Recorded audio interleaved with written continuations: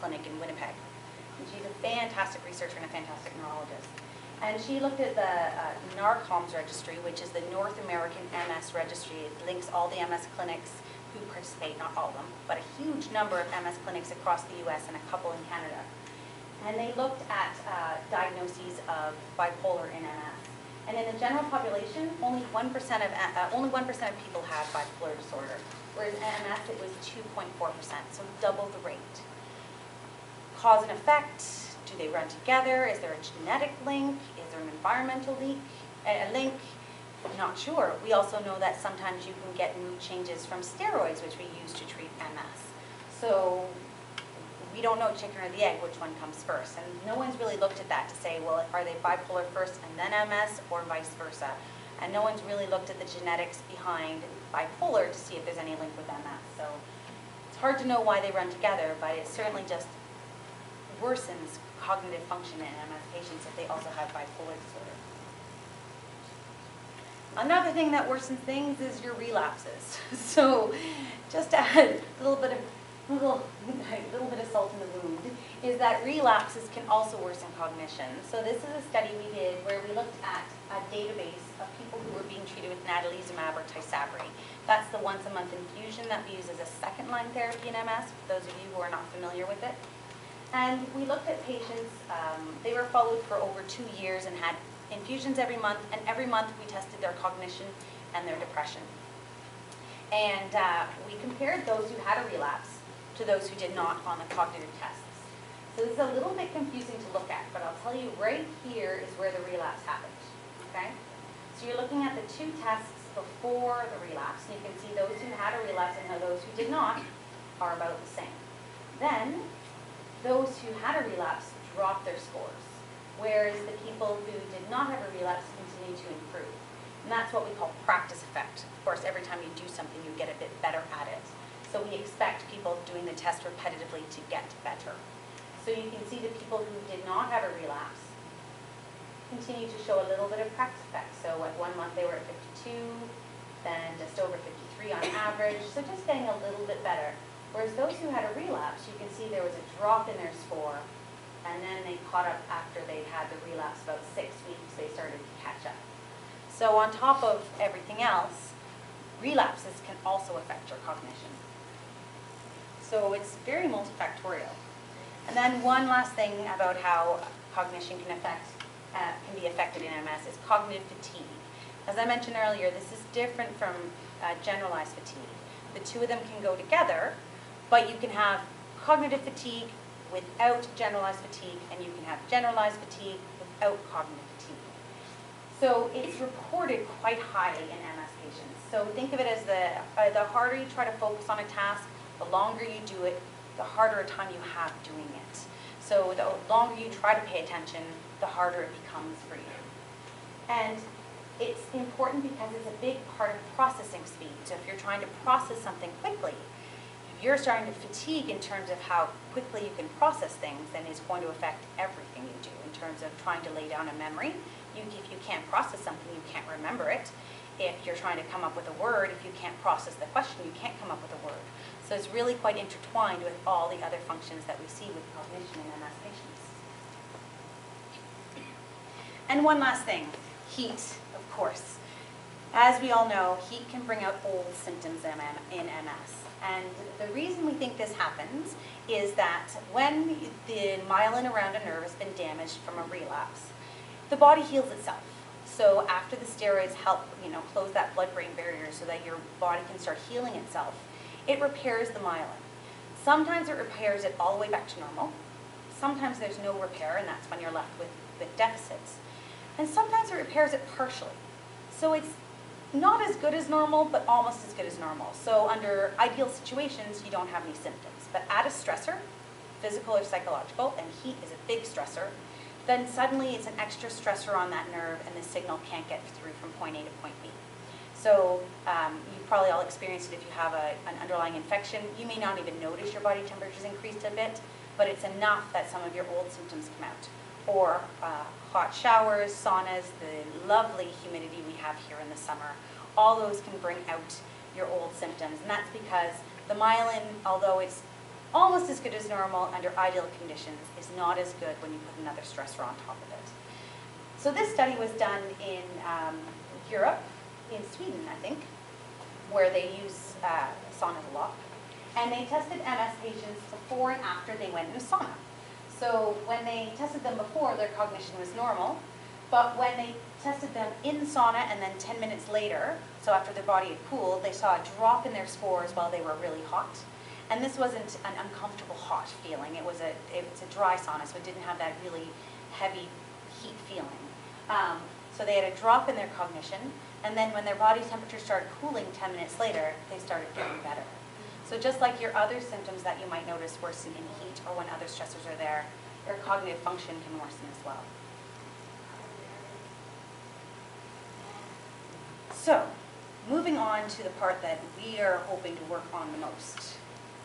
So, as I said, this is probably the section that has the least amount of meat to it, unfortunately, and that's partly because, as we said before, it's somewhat of a newer topic.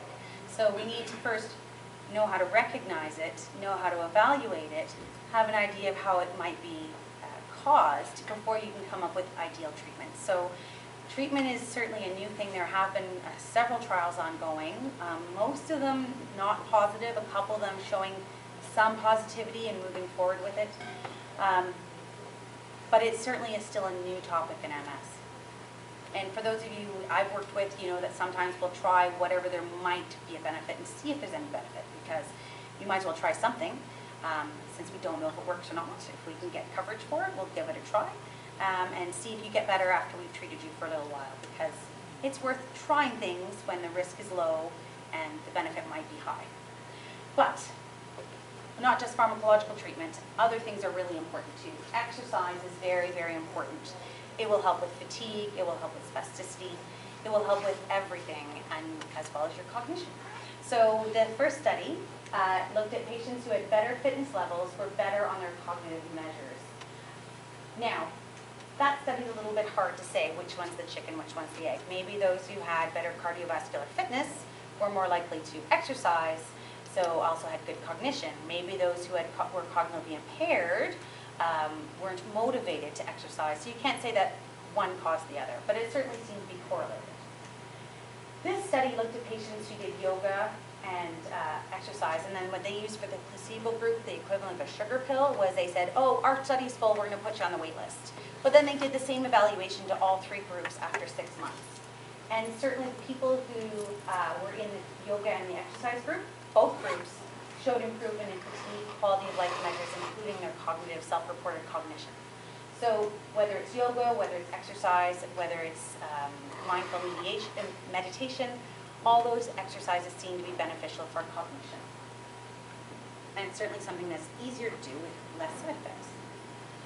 The other thing is techniques. So it's almost like retraining your brain. So the big thing is memory tricks. So doing word association. So when you meet someone and you try to say, well, their name sounds like this, and I'm going to remember by making up this little rhyme. We all did that in high school where you had little rhymes to make you remember things. Doing that sometimes can help you remember things, because then you can go into the rote memory and be able to come up with the right word at the end. Notebooks and writing things down is probably the best thing. Even if you're cognitively intact, if you've got a lot going on, you're going to need reminders. So there's nothing wrong with having more than one calendar, one at home, one at work, one on the computer, one on your phone.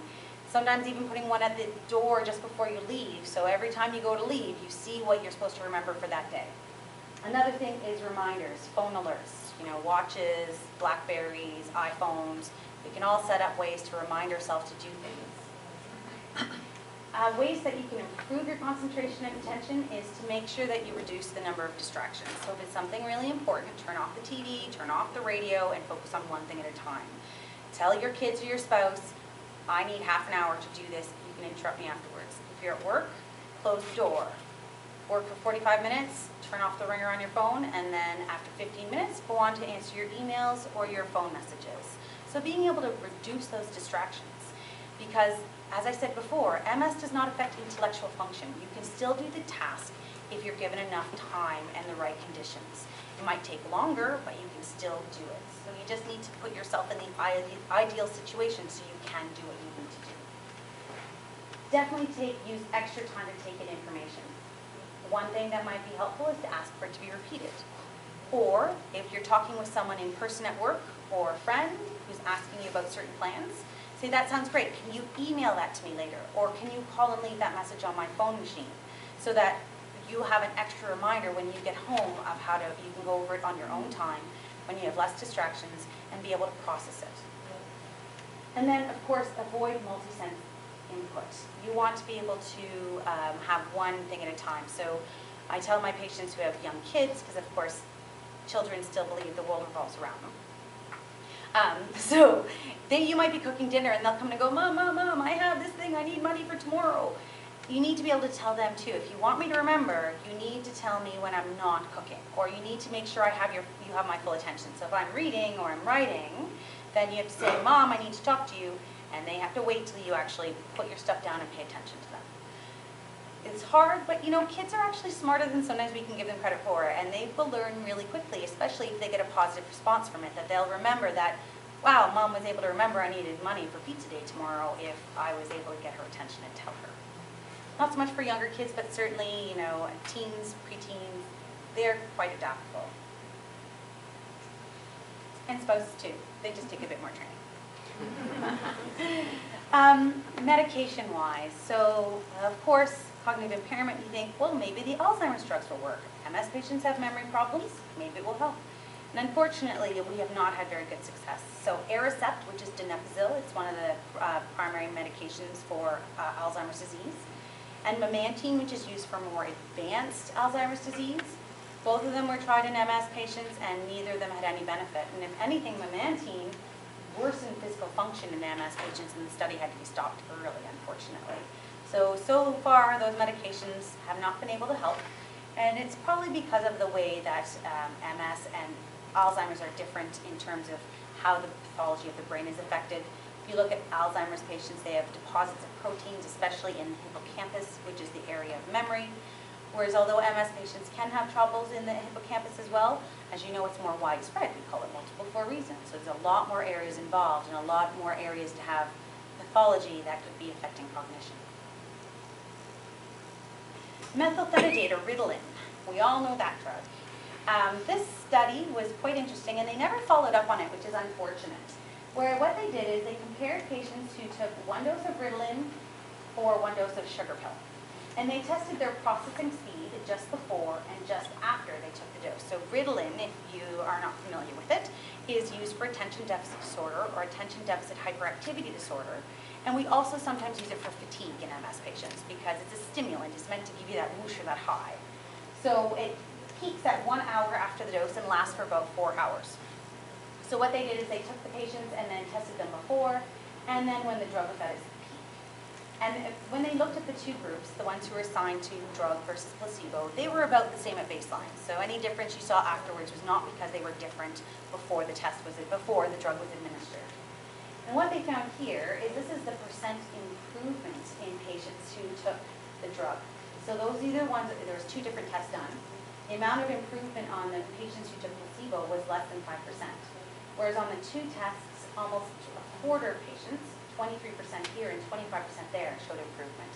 So there's something about methylphenidate or Ritalin that helped MS patients pay attention, which makes sense when you think of attention deficit disorder, that they also have trouble with attention and processing speed. Perhaps, although it doesn't fix the underlying problem, it might almost be like a Band-Aid that allows you to be able to do the things you couldn't do before. Kind of like taking a fatigue medication. It doesn't treat the underlying fatigue, but it makes the symptom go away. So amphetamines have become probably the most studied drug in terms of trying to treat MS patients. The reason is because in animal studies it seems to be important. It seems to make a difference. It improves at ADHD patients when you look at their memory and learning. In schizophrenics who can also have trouble with working memory and executive function, amphetamines have helped schizophrenics. And same in traumatic brain injury. So people who've had a significant concussion where they're having trouble with attention and working memory. Amphetamines, like methylphenidate or Ritalin, have helped these patients. So it makes sense that if it works in that kind of brain injury, which is varied, not just one kind, then it might also help with MS patients where we don't exactly understand why it's happening. So this is a study of lisdexamphetamine that we published last year. Lisdexamphetamine, the brand name is Vyvanse. It is marketed for attention deficit disorder. And it was just a very, very small study, meaning a pilot study. So when you're looking at studies to get drugs approved, pilot study is the first one you usually do to see if there's any improvement or any lack of harm, shall we say, because you want the benefit to outweigh the risk. So based on this alone, certainly it wouldn't be approved by Health Canada for MS patients. But it tells us that we might be moving in the right direction. So we looked at people at baseline, and then 4 and 8 weeks later on Vyvanse or on a placebo.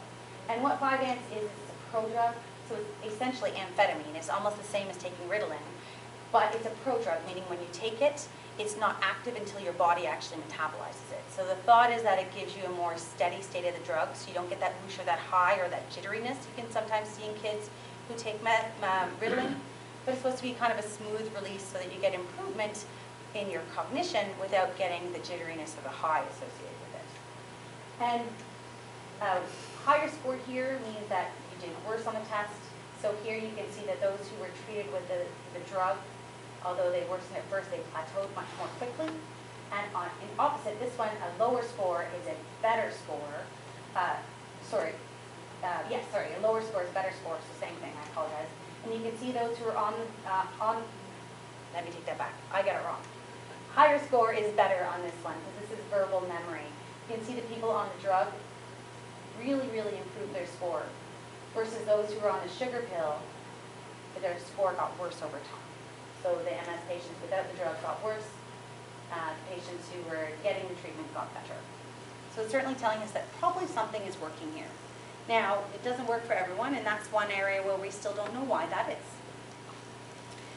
So just to end on things that, to show you promise that we are trying to do things that improve your cognition as well, that this isn't all just about the papers we can read, that we really are trying in our population to do something about it. Both Dr. Kamczewski and I are very open to trying new things when there are new treatments available, or there are gaps in treatments in MS patients, because it's such an important quality of life to be able to do things like walk, go to the bathroom when you want to, and process things. So we're really open to trials, and we always try to have things available for you to try if standard treatments aren't working for you. So here's two that we're doing specifically for cognition.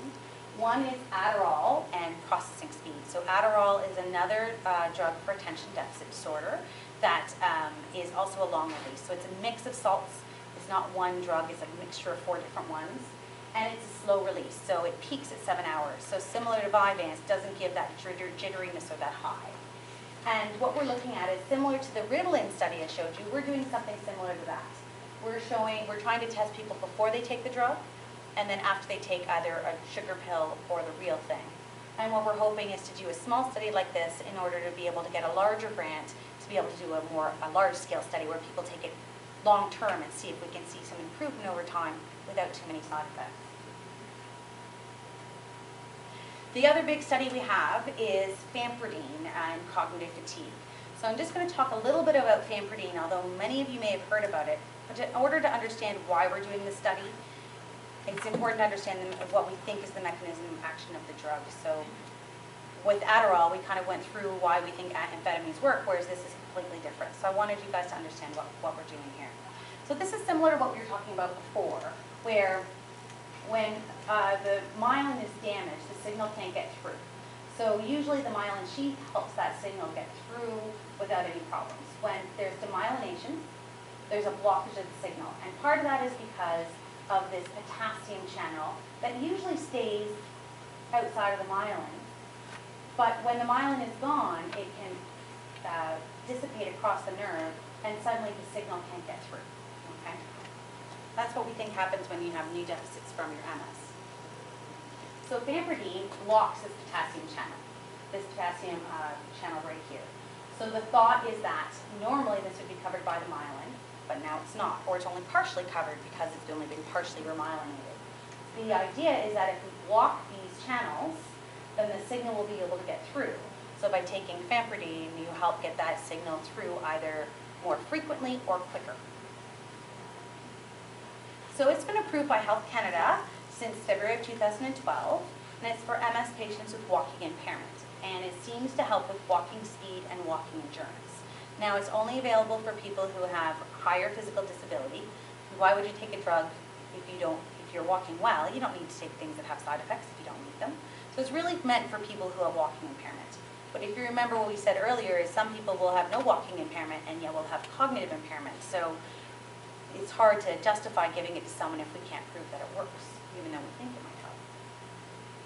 So what we think is if famotidine helps with walking speed and walking endurance, wouldn't the same thing work with cognition? That if you've got slowed cognition or cognitive fatigue, that if we can get that signal across faster, or we can get it to go across more reliably, that we should see improvement in cognitive fatigue. So the way we've designed this study is that you will get both the drug and the placebo at one point. You'll either get one first or the other one first. So we would do all the tests before. You take one of the drugs for 4 weeks. You don't know which one, I don't know which one. Then a week off, and then we redo it with the other one. And then we compare to see if there's a change, more so when you're on the drug than when you've got the placebo. And again, we're hoping that this is one small study, that we can make it bigger if it shows a signal. Yes? Are you thinking that it may get rid of the fatigue, cognitive fatigue altogether? Yeah, either improve it or get rid of it completely.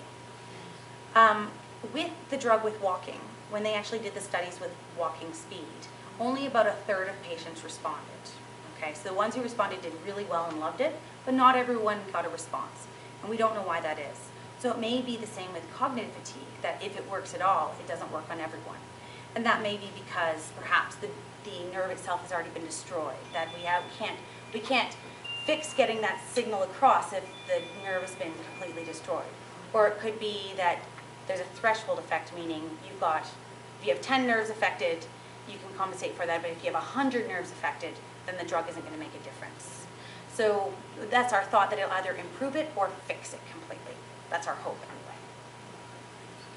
And then one other study I'll mention, just because I did touch on it earlier, is we're also looking at whether the anticholinergics we use for bladder cause problems in MS patients with their memory and their thinking.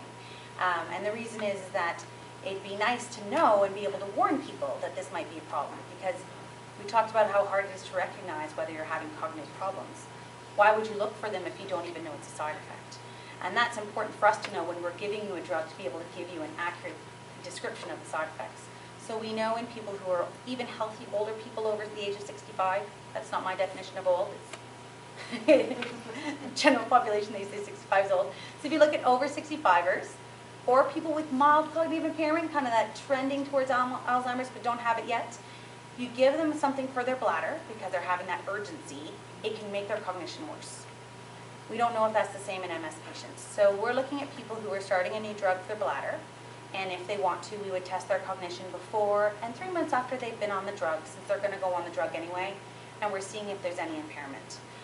Because we have no idea if this has any effect at all, we're not just taking people who have no cognitive impairment, we're looking at all comers to see if we can kind of sort that out. Just to see how this affects MS patients overall. So although it's not a treatment study in the sense that we're not trying to improve it, we're trying to see what else might be worsening your cognition so that we would hopefully be able to help you in more in the long term. So in summary, cognitive impairment is very common, as you saw, and can be very disabling, affecting quality of life in MS patients. It's really under-recognized, both by patients themselves, by their family and friends, and by doctors and neurologists, not just family doctors who may only have 5 MS patients in their practice, but even those of us who are MS specialists often miss it. It tends to progress over time and is unlikely. There doesn't seem to be any evidence that we can actually stop it or slow it as of right now. We don't have any approved therapies right now, but sometimes we can skirt around and get it for another reason, if we can see if it helps you, or we can try something in a trial. But the best thing still remains exercise and then trying behavioral techniques. And again, I'm probably a broken record if you've been in my clinic, but I would say if you are on crutches, you would never expect yourself to take the stairs, you would take the elevator. So why don't you do the same for your cognition? If you're struggling with something, why beat yourself up because you can't do it? Just take the elevator for your mind instead. Make those lists. Take that extra time. It's not your fault you're using crutches, just like it's not your fault you're having some processing speed impairment. So looking after yourself, looking after number one is often the most important thing. And that's it. Any questions? When you say cognitive fatigue, do you mean like a mental fatigue? Like Exactly. Yeah, like a mental fatigue, as opposed to like your body fatigue or that muscle fatigue. It's more mental fatigue, exactly. Yes? All kinds of questions about the therapy on it in August. Sorry, on what? On that new drug? Oh, Hamperdine? Yes. Okay, so you did a study at UH. How many patients did you have try the drug and you only said you seen 30% positive? How many, what kind of number were you talking about? So it was actually what we call multi-centered, meaning although it was done here in Canada, it was also done in the States and Europe, and they compiled it all. And I think there were over 1,000 patients. So you say about 300 patients were Yeah, yeah. positive? Yes, absolutely. Okay, so since the clinic, Yes. get prescribed and all kinds of people are on it that are really seeing positive Yeah. results, how many people is on it on the clinic? How many of them are seeing positive results? Yeah, that's actually a really good question. We are I'm seeing, keeping yeah, at the walking test, Yeah. 30% higher. yeah. Dr. Fred is going now, and I'm going to have all these questions for him, because we're so excited. Miss him too. And he's such an awesome doctor. Especially missing him now. I just wondered how many people at UH is taking this prior Empiric. and out of the group, how many people are actually positive? But I do other things. I go to curves every day. I've done it for 2.5 years. Then I introduced this entire, and I really do think exercise is everything with this disease. I did work at the hospital for many years. Came off when I was 23. I did write that article. Since I've been on the papaya, even the people at the gym, and my neighbor said, oh my God, Brenda, you're making me feel better, you're moving around better. So, yeah, so I just wondered how many people are taking it at the clinic, and how many people out of that group, what's the percentage of I've noticed an improvement, yeah. I couldn't tell you the number of people that we physically have on the clinic because, of course, Dr. Kramaczewski and I and Lynn, and Dr. Federico before he left us, we worked as a group, so I know. So it's hard to know. I couldn't tell you how many, but we've certainly noticed much more improvement than a third. And the reason is when you do a trial, you have to have a hard endpoint, meaning something that you can measure really easily. And you have to be able to measure a change really easily as well. So when you just look at walking speed, which is what they looked at in the trial, so the people who can walk in 25 feet, they can walk that faster, a third of them responded. However, we're seeing people, even if they don't have that responds, they have more endurance. They have better strength. Exactly, yeah. I noticed that I can roll over bed at night more. I wasn't just knowing, they just, like, they noticed the walking speed, because they tested me. I didn't know that. And I do think, again, it's MS. Did I have a really good day that day? I know. I know there's all those things, but it was pretty exciting. I blew it off the map, so I was Good. like, all right. But I noticed that I always felt that my feet felt heavy, and I feel that they're not as heavy. I feel like I'm a little better and better. I'm hoping still to exercise and still getting the drug. It's really hard to get it approved here in the Shield. Oh, goodness, don't even get me started. Now I'm trying to do the Troyan, but I really think, if you push them hard enough, they should will apply. Because I have a daughter with juvenile rheumatoid arthritis off top, and she had to go on Kinerex when she was in grade 8. It was not a drug approved for anybody under 18. She was only 14. She needed this drug because she was getting really bad side effects from prednisone at such a young age. Dr. Pope in London is awesome. She's her arthritis doctor, and she was able to get it approved. And it's way more expensive. It's $1,700. The higher I hear is only $600. So I think Dr. Fred's gone. He said he needs it. We'll get it approved, and that's gone. We certainly have. We're lucky. We have a really good support system. Yeah. Definitely. If I get to a spot that, I can't face it $100 person. If you have a green shield, then it's covered, and I only pay 10%. So. And we're also hoping that Trillium will cover it at some point. We're certainly fingers crossed. Usually they cover things. They take at least a year usually. I think Trillium, isn't it more like life and death? Okay, so they'll cover everything. That's